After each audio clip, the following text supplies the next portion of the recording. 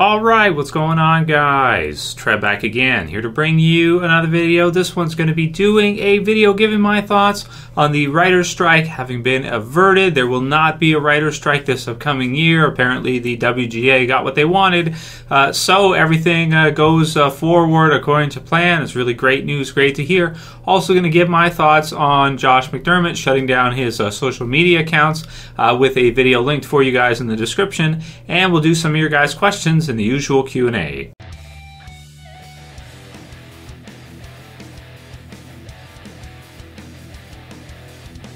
And I'll put the links in the description for these for you guys as usual, so you can go ahead and check them out. So the first one is great news. Sounds like there's not going to be a writer's strike on time.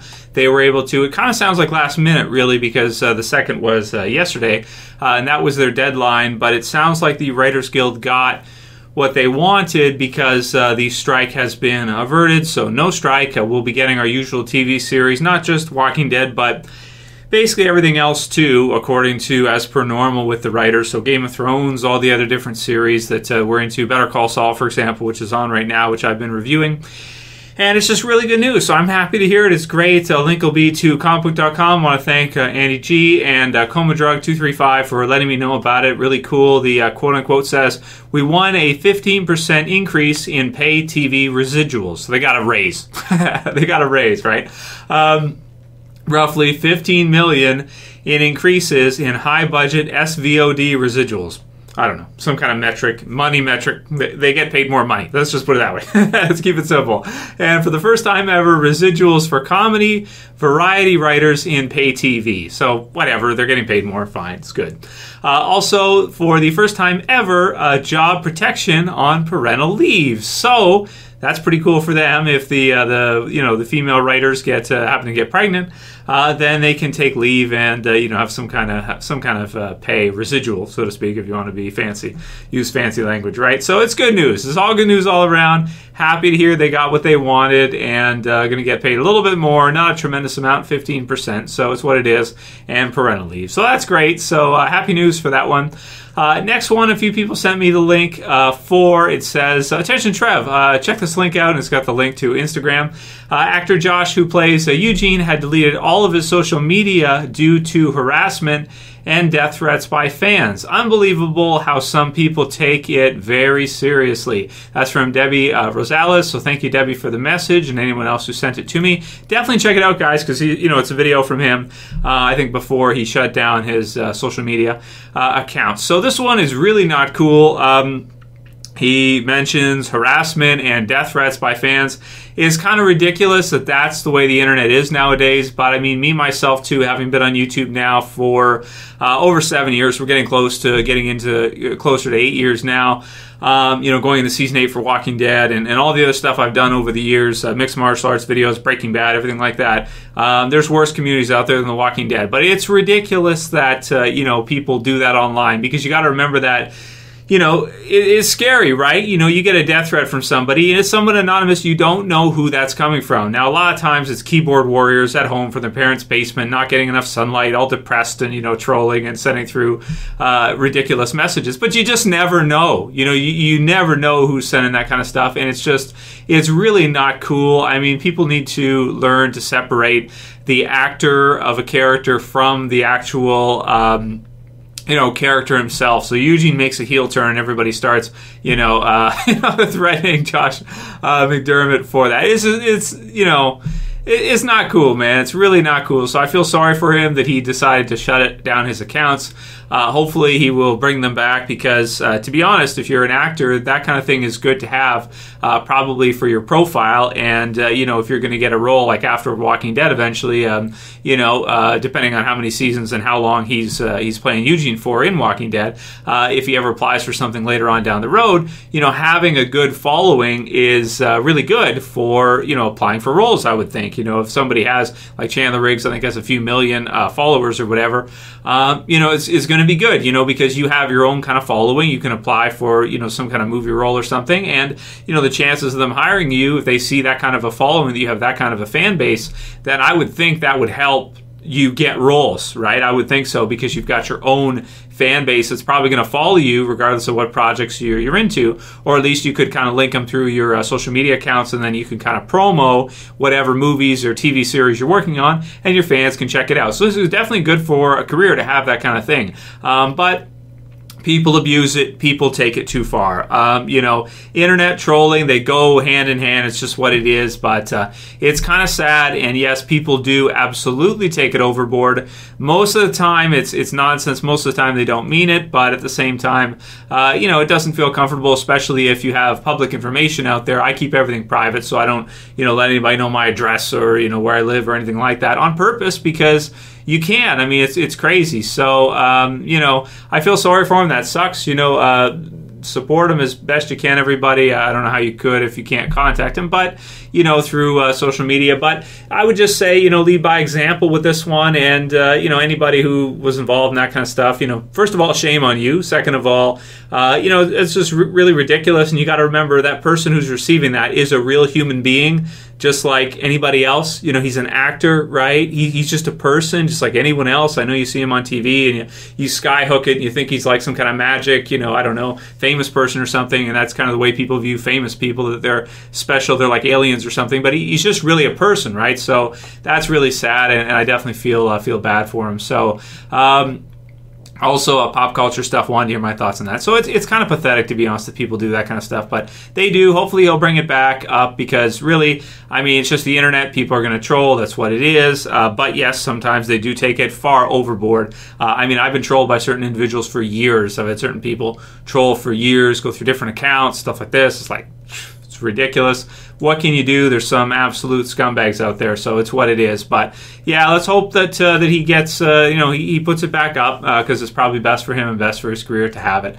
And let's all be good to each other in the Walking Dead community, guys. Let's be good to the people involved with the show and appreciate what they do, rather than just hating on them and and sending them death threats and messages like that. It's ridiculous. So you guys can write your comments below. Let me know what you think about that situation. It's just absolutely crazy. Next one was also from Pop Culture Stuff, who said, "Hey Trev, I'd like to see you make a video on the following idea.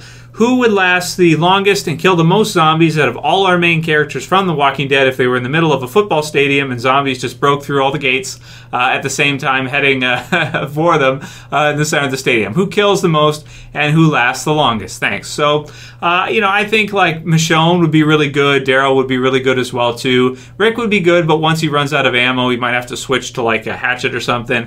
And, I think he could do pretty good, but I think you're going with like maybe Michonne or one of his top, fighter type characters, Daryl, something like that. Maybe Daryl or Michonne I'd probably go with.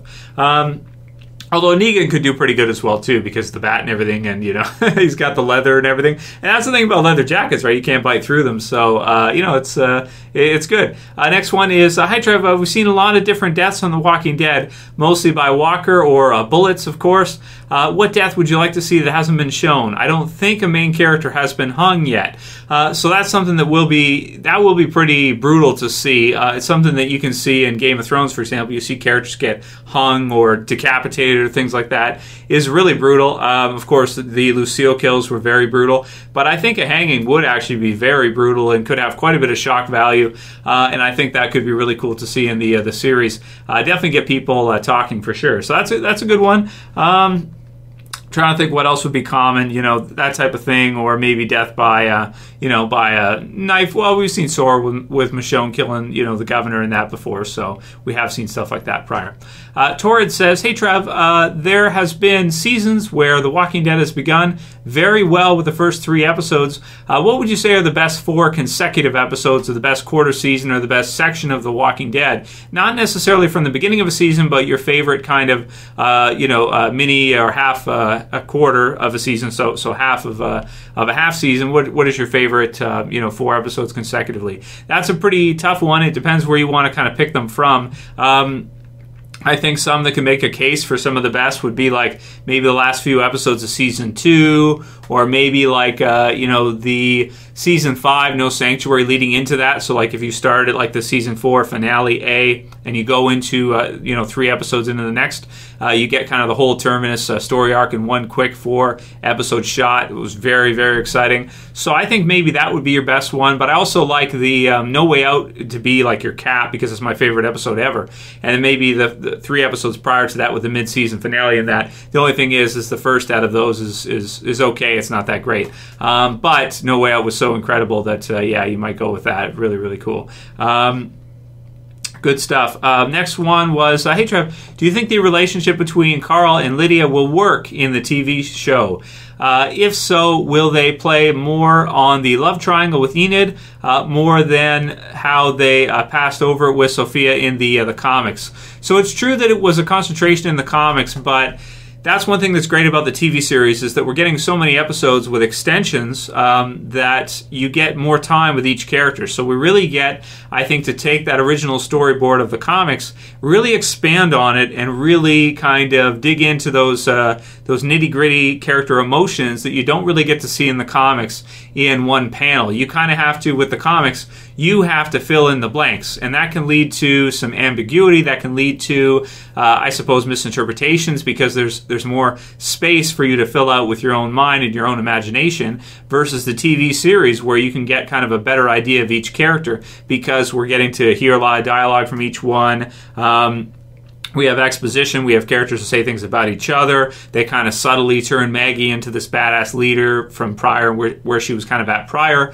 Having Rick say things about her, and like would want to piss off that pregnant lady, that kind of thing, and kind of just really get her going in that direction. So they can do a lot of things in the TV series with that amount of time and the character concentration that they can't really do so well in the comics, because you only have so many pages and so many splash panels and everything to fill that out. So with the TV series, I think they should be able to definitely do the drama part better. I mean, how many TV series are there kind of committed 100% to like relationships and relationship drama and love triangles and things like this, right? So that's kind of where The Walking Dead started off as a drama, was with Lori, Rick, and Shane, and that kind of love triangle there. So I think in the TV series it should work well. It should work better than it did in the comics. Also, the TV series version of Carl does not seem as screwed up to me as the comic book series version does. I like the comic book series version a lot better still. Chandler Riggs does a fine job, but it's really kind of what they've given him. The comic book series version of Carl is pretty wicked, pretty badass. So I think it could work in the TV series, because I also view the TV series version of Carl as kind of more sensitive, and he's softer than the comic version that seems more psychopathic to me, seems more crazy, and seems to be more kind of broken and demoralized and beaten down by the world. Of course, he's ahead in terms of the storyline as well too. So we'll see what happens with Chandler Riggs and his development as the TV series version of Carl. I'm looking forward to it, but I'm looking forward to see some kind of teenage angst, teenage love triangle thing going on here. Enid getting pissed off, and some other girl coming in. It should be good. Should be good. Trying to steal her man and stuff. Should be good. So we'll do 1 or 2 more. Stephen Kennedy says, maybe you can do a video on this. It's not on The Walking Dead, but I would love to know your picks for your top seasons of any series ever. So like 1 entry per show. So that's a really tough one, man, because I'd have to think of like all the different TV series that I liked and which seasons stood out to me as like the best of those. I think you got to have one from Breaking Bad in there. I think you have to have Game of Thrones season 6 in there. And we're all fans of different shows as well too. We all have different tastes. So that's pretty tough to say, difficult to say. For Walking Dead, I'd have to have season 6, season 5. A lot of my top 5 or top 10 spots would be taken up by Walking Dead, I want to say. Because for me, I just do enjoy it, a lot compared to a lot of other series. And that'll be it for today's Q&A video, guys. I hope you did like it. Support Josh McDermitt as any way you can if he does reopen his accounts and tell the trolls to go to hell. And happy news that the Writers Association, Writers Guild is not going on strike. Let me know what you think in the comments below about all the questions, guys, and everything. Let's discuss, and if you like this video, please thumb it up below. You can also share, you can favorite. If you're new and you want to subscribe, you can subscribe at the bottom left. So for this one, see you guys again later on today. Comic book series review coming up. It's Trev, saying peace. Later, guys. We'll see you soon. What do you want us to do? I don't know, viewer. How about a subscription? Do you think that might be in order? Or is that too much to ask?